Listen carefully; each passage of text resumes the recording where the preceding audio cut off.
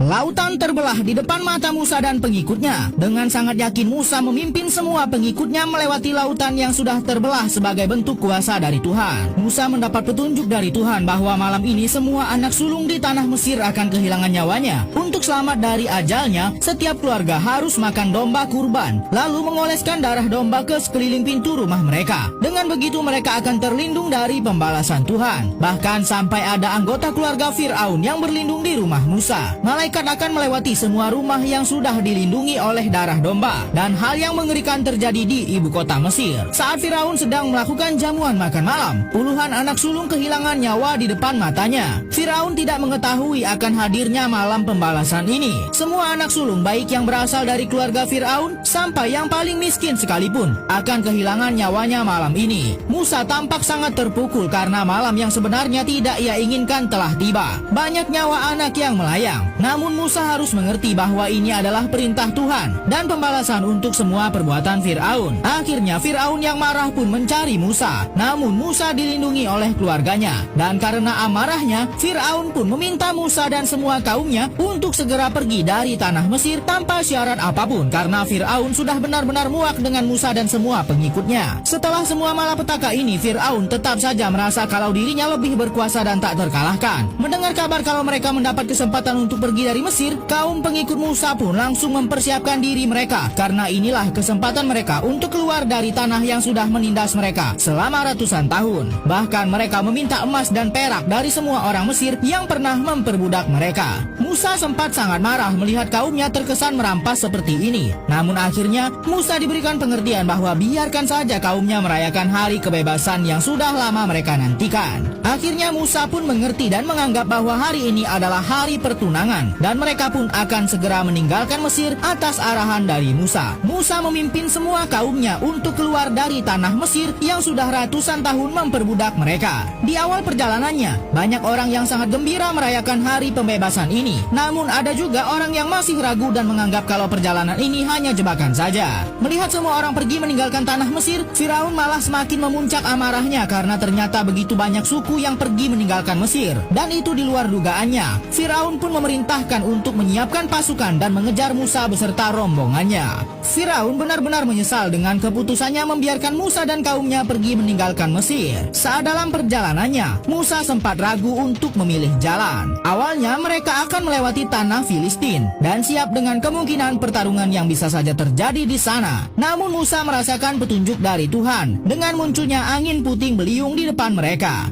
Musa yakin kalau angin kencang itu adalah petunjuk dan mereka harus mengikuti arah